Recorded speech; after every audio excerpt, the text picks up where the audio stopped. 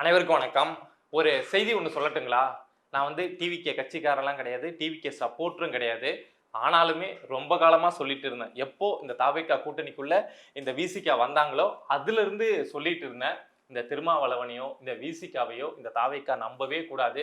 உங்க ஆட்சி அமைக்கிறது நாங்க ஆதரவு தந்தோம். அதுக்கு நீங்க வந்து எங்களுக்கு ரிவார்டு கொடுக்குறீங்க. உங்களை ஒரு அமைச்சரை சேர்த்துக்கிறேன்றீங்க. அவ்வளவுதான். எந்த நேரத்தில் நாங்க அமைச்சர் இருந்து கூட வெளியே வரலாம்ல? வர முடியாதுங்கிறது என்ன இருக்கு? அப்ப நாங்க அதை போய் சேர்ந்துட்டோங்கிறதுனாலே, மினிஸ்ட்ரியில சேர்ந்துட்டோங்கிறதுனாலே நாங்க அந்த கூட்டணியில சேர்ந்துட்டோம்னு அர்த்தம் கிடையாது. இதே வார்த்தைய திமுக கூட்டணியில இருக்கப்போ இந்த திருமாவளவனால சொல்ல முடியுமா? சொல்றதுக்கு திருமாவளவனுக்கு தைரியம் இருந்ததா அப்படின்னா இல்ல. அடுத்து பேசுவோம். அதுக்கு முன்னாடி ஒரு விஷயத்த சொல்லிடணும் அப்படின்னு நினைக்கிறேன். என்ன அப்படின்னா, இந்த கரூர் கூட்ட நெரிசல் அந்த வழக்கு இருக்குல்ல, அது சம்பந்தமா திமுகவை சேர்ந்த யாருமே கரூர் அப்படிங்கிற வாயை கூட எங்கேயுமே திறக்காம இருந்தாங்க. உங்களுக்கு தெரியும். அது சம்பந்தமா மூச்சு கூட விடாம இருந்தாங்க. நம்ம செந்தில் பாலாஜியோ, எம்.கே. ஸ்டாலினோ, இல்ல உதயநிதி ஸ்டாலினோ, துரைமுருகனோ யாருமே மூச்சு கூட விடாம இருந்தாங்க. ஏன்னா குத்தம் உள்ள நெஞ்சு அப்படியே குறுகுறுக்கும்ல, அப்படியே அமைதியா இருந்துட்டு இருந்தாங்க.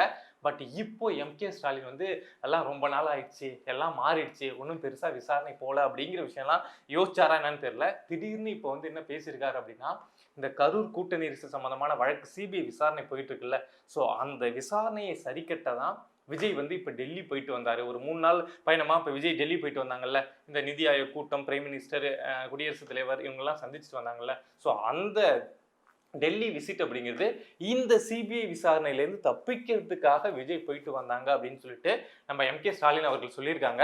கரூர் சிபிஐ வழக்கிலிருந்து தப்பிக்கத்தானே நீங்க டெல்லிக்கு போனீங்களா? எனக்கு ஒண்ணு புரியவே இல்லை. ஸ்டாலின் அவர்கள் திமுக கட்சியிலேருந்து பேசுறாங்களா இல்ல தாவேகா கட்சியிலேருந்து பேசுறாங்களா அப்படின்னு புரியல. இந்த சம்பவத்துல மாட்டணும் அப்படின்னா திமுக காரன் தான் பாதி பேர் மாட்டணும். நம்ம அன்பில் மகேஷோ, நம்ம செந்தில் பாலாஜியோ, செந்தில் பாலாஜியோட கூட்டாளிகளோ, இல்ல அங்க இருக்கக்கூடிய திமுக நபர்களோ அப்படின்னு சொல்லிட்டு மாற்றுறதுன்னா பாதி பேர் திமுக காரன் தான் மாட்டணும். அதை மறந்துட்டு நம்ம எம்.கே. ஸ்டாலின் வந்து உல்டாவா விஜய் வந்து காம்ப்ரமைஸ் பண்றதுக்கு தான் டெல்லி போயிட்டு வந்தாரு, சிபிஐ கிட்ட காம்ப்ரமைஸ் ஆகிறதுக்கு தான் போயிட்டு வந்தாரு அப்படின்னு சொல்றாங்க. விஜயை கூப்பிட்டே விசாரிக்கிட்டுங்க. தமிழ்நாட்டுடைய முதலமைச்சர் விஜயை கூப்பிட்டே விசாரிக்கிட்டோம். விசாரிச்சா ஏன் டிலேவா வந்தீங்க, ஏன் கூட்டம் வந்தது, இப்படிங்கிற மாதிரியான விசாரணை தான் இருக்கும். ஆனா நம்ம திமுக காரங்க செந்தில் பாலாஜியை கூப்பிட்டு விசாரிச்சா எதை மாதிரியான விசாரணை இருக்கும்? எவ்வளவு குற்றச்சாட்டு போயிருக்கு தெரியுமா? மக்கள் எவ்வளவு பேர் மனு எழுதி கொடுத்துருக்காங்க தெரியுமா? இங்க உச்ச நீதிமன்றத்தோட ஓய்வு பெற்ற நீதிபதி இங்க வந்து கரூர்ல வந்து மனுலாம் மக்கள்கிட்ட எழுதி வாங்கிட்டு போனாங்க தெரியுமா? சிபிஐ வந்து கரூர் அந்த வேலுச்சாமிபுரம் சுத்தி வட்டார பகுதியில் இருக்கக்கூடிய அவ்வளவு மக்கள்கிட்ட விசாரணை நடத்தினப்ப அவங்க என்ன சொன்னாங்க, என்ன குற்றச்சாட்டை வச்சாங்க அப்படின்னு தெரியுமா? எல்லா குற்றச்சாட்டும் திமுகவுக்கு எதிராக இருக்கு. அங்க ஏதோ ஒரு அசம்பாவிதம் அப்படிங்கிறது நடக்க போகுது, நடக்கணும் அப்படிங்கிறது திமுக முன்னாடியே கணிச்சு இதை செஞ்சாங்க அப்படிங்கிறது குற்றச்சாட்டா இருக்கு. அப்படிங்கிறப்போ இந்த கரூர் கூட்டணி சம்பந்தமான வழக்குல பயப்படணும் அப்படின்னா திமுக காரன் பயப்படணும், செந்தில் பாலாஜி பயப்படணும். செந்தில் பாலாஜி கூட இருந்து இந்த சம்பவங்களை செய்யறதுக்கு காரணமா இருந்த நபர்கள் பயப்படணும். ஆனா விஜய் ஏன் பயப்படணும் அப்படின்னு சொல்லிட்டு நம்ம எம்.கே. ஸ்டாலின் சொல்றாங்க அப்படின்னு தெரியல. ஒருவேளை வந்து ரொம்ப நாள் ஆயிடுச்சு இந்த வழக்கு, ஸோ அப்படியே மறந்துட்டாங்க, தாவேக்காவையும் இதை கண்டுக்க மாட்டாங்க, ஸோ நம்ம தப்பிச்சிட்டோம் அப்படிங்கிற ஒரு மனநிலைக்கு வந்து இப்போ ஸ்டாலின் அவர்கள் பேசுறாங்களா அப்படின்னு தெரியல. தாவேக்கா ஆட்சிக்கு வந்ததுக்கு அப்புறம் நிறைய திமுக முன்னாள் அமைச்சர்கள் மேல இருக்கக்கூடிய நிறைய வழக்குகள் எடுத்து விசாரிக்கப்படுது. அதெல்லாம் நம்ம பேசிட்டு தான் இருக்கோம். பட் இந்த கரூர் கூட்ட நெரிசல் வழக்கையும் சிபிஐ வேகமாக விசாரணை முடிச்சு சார்ஜ் ஷீட் அடுத்தடுத்து ஃபைல் பண்ணி இந்த கேஸ் வந்து ஃபைனல் ஆகிறதுக்கு என்னென்ன ஒத்துழைப்பு ஒரு ஸ்டேட் கவர்மெண்ட்டாக கொடுக்க முடியுமோ தமிழ்நாடு அரசு கொடுக்கணும் அப்படின்னு நான் கேட்டுக்கிறேன். கேஸை பொறுத்த வரைக்கும் ஃபைனலைஸ் ஆச்சு அப்படின்னா ஒன்று தாவேக்கா என்ன தவறுகள் இந்த விஷயத்துலலாம் செஞ்சாங்க, பாதுகாப்பில் என்ன விஷயங்கள் செஞ்சாங்க, லேட்டாக வந்ததில் என்ன விஷயங்கள் செஞ்சாங்க அப்படிங்கிறதுலாம் தெரிய வரதை தாண்டி திமுக என்ன மாதிரியான விஷயங்கள் செஞ்சாங்க, செந்தில் பாலாஜி என்ன மாதிரியான விஷயங்கள் செஞ்சாரு அப்படிங்கிற விஷயம்லாம் தெரிய வரும். அதுக்காக தானே வெயிட் பண்றோம். செந்தில் பாலாஜி எப்படி அவ்வளவு சீக்கிரம் அங்க வந்தாரு, எவ்வளவு ஆம்புலன்ஸ் ரெடியா அந்த நேரத்துல அப்படி அங்க நின்னுது, எப்படி போஸ்ட்மார்ட்டம் ஒரே நைட்ல நடந்தது, இப்படிங்கிற விஷயத்தெல்லாம் தெரிஞ்சுக்கிறதுக்கு தானே அவ்வளவா இருக்கும்.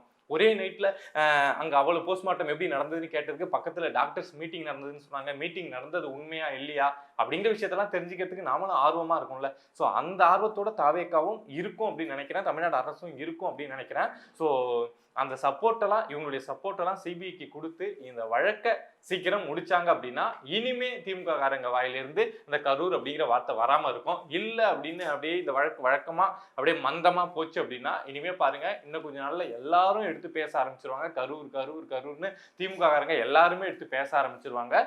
திரும்ப இந்த வழக்குல தாவேக்கா தான் குற்றவாளி, இல்ல இந்த வழக்குல வந்து விஜய் தான் குற்றவாளி அப்படிங்கிற மாதிரி திமுகவால ஒரு நரேட்டிவை செட் பண்ண முடியும். ஸோ அதுக்கான ஒரு ஸ்டார்ட்டிங் பாயிண்டா நம்ம எம்.கே. ஸ்டாலின் அவர்கள் இதை தொட்டிருக்காங்க அப்படின்னு நினைக்கிறேன். ஸோ தாவேக்கா இந்த கரூர் வழக்கை பொறுத்த வரைக்கும் ரொம்ப கேர்ஃபுல்லா இருக்கணும்.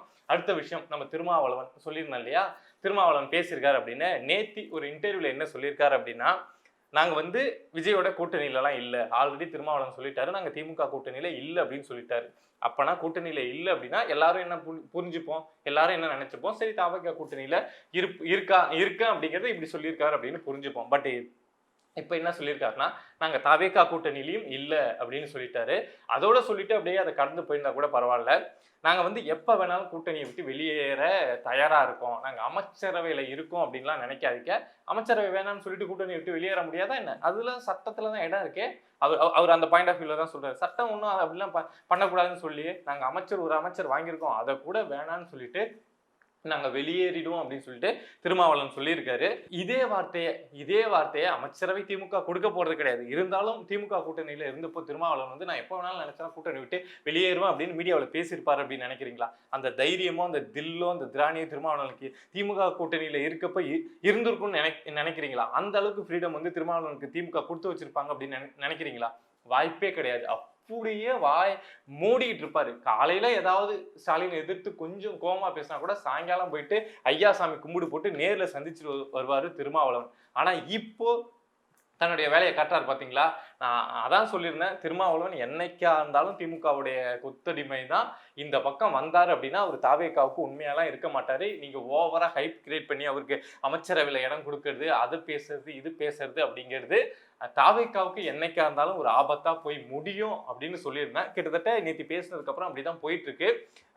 தாவேக்கா தொண்டர்கள் எல்லாம் இப்ப திருமாவை அட்டாக் பண்றதும், விசிகா தொண்டர்கள் எல்லாம் இந்த பக்கம் தாவேக்காவை அட்டாக் பண்றதும் அப்படின்னு மாத்தி மாத்தி போயிட்டு இருக்கு. தாவேக்கா கொஞ்சம் சூதானமா இருக்க வேண்டியது அப்படிங்கிறது அவசியம். சூதானம்னா என்ன அப்படின்னா, நாளைக்கே நம்ம விசிகா வந்து வெளியில போறேன் அப்படின்னு சொல்றாங்க அப்படின்னா, ஏதோ ஒரு ஸ்டாண்ட்ல வந்து சொல்றாங்க அப்படின்னா, நீ வெளில போறதுன்னா போ, எங்களுக்கு மெஜாரிட்டி காமிக்க வேற கட்சி இருக்கு, இல்ல எங்களுக்கு பை எலெக்ஷன் நடந்துருச்சு, இத்தனை எம்எல்ஏக்கள் வந்து ஜெயிச்சிட்டாங்க, ஸோ நாங்களே இந்த கட்சியெல்லாம் வச்சு எங்களால் ஆட்சி அமைக்க முடியுது, நீங்க வெளியில போனா போங்க அப்படின்னு சொல்ற அளவுக்கு தாவேக்கா தன்னை ரெடி பண்ணி வச்சுக்கணும். இல்லை அப்படின்னா என்னைக்கா இருந்தாலும் விசிகா வந்து தாவேக்காவை கழுத்து அரைப்பாங்க. இல்லை அப்படின்னா கடைசி வரைக்கும் இந்த மாதிரி மிரட்டி மிரட்டி காரியத்தை சாதிக்கிறதுன்னு சொல்லுவாங்கல்ல, வீட்டுல எல்லாம் சொல்லுவாங்க, அவன் ஏதாவது ஒண்ணுன்னா அழுது காரியத்தை சாதிச்சிருவான்ப்பா அப்படின்னு சொல்லுவாங்க.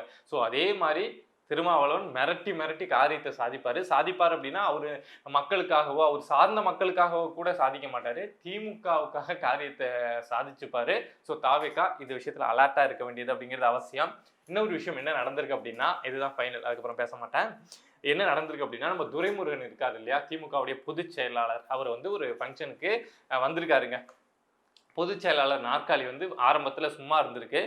இவரை கூப்பிடலையோ என்னமோ தெரியல, அதனால வரமாட்டாரு அப்படின்னு முடிவு பண்ணாங்களா என்னமோ தெரியல. ஸோ பொதுச் செயலாளருக்குன்னு ஒரு நாற்காலி போட்டுருந்தாங்க அப்படின்னா அதை எம்டியா விட்டுருவாங்க அவர் வரல அப்படின்னா.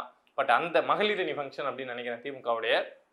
ஆனா அதுக்கு என்னடா அது, நம்மளை ஏற்கனவே ஓரம் கட்டிட்டாங்க, இப்ப வேற தோத்து வேற போயிட்டோம், போல அப்படின்னா சுத்தமா கட்சியிலே இல்லாம பண்ணிடுவாங்க அப்படின்னு தடுமாறி துரைமுருகன் வந்து அந்த ஃபங்க்ஷனுக்கு வந்துட்டாரு. நான் போய் பொதுச் செயலாளர் நாற்காலியில உட்காந்துருவேன், நான் சாவர வரைக்கும் நான் தான் பொதுச் செயலாளர் அப்படிங்கிற மைண்ட் செட்ல அங்க வந்துட்டாரு. வந்து பார்த்தா நாற்காலியில நம்ம டிஆர் பாலு உட்காந்துருக்காரு. மனுஷனுக்கு செம்ம அப்செட்டு. நாம என்னடா அது கருணாநிதி காலத்துலேருந்து கூட இருக்கோம், கருணாநிதி நானும் ஒரே தட்டில் சாப்பிட்டவங்க, ஒரே சட்டையை மாற்றி மாற்றி போட்டுக்கிட்டவங்க, என்னடா என்ன இப்படி ஓரம் கட்டிட்டீங்க அப்படின்னு ஷாக் ஆகிட்டு திருமாவளவன் நம்ம துரைமுருகன் வந்து அங்கேருந்து அப்படியே ஒரு சைலண்டாக ஒரு அப்செட்டான முள்ள அங்கே போயிருக்காரு. பட் அங்கே அந்த சேரில் பொதுச் செயலாளருக்கு போடப்பட்ட இந்த சேர்ல நம்ம டிஆர் பாலு உட்காந்துருக்காரு. இதை தான் நான் திமுகவில் எதிர்பார்த்தேன். இதை மாதிரி நீங்க சண்டை போட்டுக்கணும், நீ ஆளா நீ பெரியாளா நான் பெரியாளா அப்படிங்கிற கிளாஷ் திமுகக்குள்ள வரணும் அப்படின்னு தான் எதிர்பார்த்தேன். அதுதான் இப்போ கொஞ்சம் கொஞ்சமா தோத்துட்டா நிறைய சண்டை வரும்ல, நிறைய புகை இல்லை, ஸோ அதுதான் இப்போ புகை ஆரம்பிக்குது அப்படின்னு நினைக்கிறேன். ஆனா திமுக ஏன் இந்த வேலையை செஞ்சிருப்பாங்க அப்படின்னு எனக்கு நல்லாவே தெரியும். அவர் ஓரம் கட்டிட்டு நமக்கு கேஷியரா யார் இருக்காங்களோ அவங்கள தானே கொண்டாந்து முக்கியமான இடத்துல உட்கார வைக்கணும் அப்படின்னு திமுக நினைப்பாங்க. துரைமுருகன்கிட்ட பணம் இல்லையா அப்படின்னா பணம்லாம் இருக்கு, ஆனா பணத்தை வந்து நீங்க எல்லாருக்கிட்ட இருந்தெல்லாம் கறக்க முடியாது. துரைமுருகன் மாதிரி ஆளுகிட்ட இருந்தெல்லாம் பணத்தை கறக்கவே முடியாது. போன முறையே கனிம வளத்துறை அமைச்சரா இருந்தாரு, ஆனா திமுகவுக்கு ஏதாவது கப்பம் கட்டினாரா அப்படின்னா கப்பம் கட்டல. போய் ஏதாவது கேட்டாருன்னா எம்.கே. ஸ்டாலினும் உதயநிதியை கேட்டா, நான் யாரு தெரியுமா தம்பி, நானும் கருணாநிதி எப்படி இருந்தோம் தெரியுமா தம்பி அப்படின்னு சொல்லிட்டு பழைய வரலாறு எடுத்து பேசிட்டு கடைசியில போறப்போ ஏதாவது டீ செலவு காசு இருந்தா எனக்கு கொடுத்துட்டு போங்கப்பா அப்படின்னு போனவங்க பாக்கெட்ல இருந்து புடுங்குற அளவுக்கு தந்திரமான ஆள் துரைமுருகன். ஆனா திமுகவுக்கு என்ன வேணும், அதை மாதிரி ஆளா வேணும் அப்படிலாம் கிடையாது. உனக்கு இந்த அமைச்சரவை தந்திருக்கேன், இந்த பொதுச்செயலாளர் பொறுப்பு தந்திருக்கேன் அப்படின்னா நீ மாசத்துக்கு இத்தனை கோடி எனக்கு கப்ப கட்டணும் அப்படிங்கிற ஆள் தானே திமுகவுடைய தலைமை குடும்பத்துக்கு வேணும். அதை இந்த துரைமுருகனை வச்சுட்டு செய்ய முடியாது அப்படின்னு திமுக ஒரு முடிவுக்கு வந்ததுக்கு அப்புறம் தான் இப்போ அப்படியே முழுசா துரைமுருகன் நீ அவ்வளவு ஆட்டம் போட்டல, நீ இப்படி ஒத்து எனக்கு வந்து கேஷியர் நம்ம டிஆர் பாலு இருக்காரு, ஸோ நான் அவரை வச்சு வேலையை பார்த்துக்கிறேன் அப்படின்னு சொல்லிட்டு அந்த பொதுச் செயலாளர் பதவிக்கு இப்போ டிஆர் பாலுவை தயார் பண்ணிட்டு இருக்காங்க. ஸோ இந்த அதை ஃபைனலைஸ் பண்ணாங்க அப்படின்னா திமுகவில் இன்னும் சண்டை வரும். ஏவா வெளிலாம் சண்டை போடுறதுக்கு ரெடியா இருக்காரு அப்படின்னு ஆல்ரெடி ஒரு வீடியோவில் சொல்லியிருந்தேன். ஸோ இந்த பொதுச் செயலாளர் பொறுப்பு போடுறப்பவே திமுகவில் இருக்கக்கூடிய மூத்த அமைச்சர்கள் எல்லாம் கட்டி பிடிச்சி உருள்றத சண்டை போடுறத சீக்கிரம் பார்க்கலாம் அப்படின்னு நினைக்கிறேன். பொறுத்து வந்து பார்ப்போம்.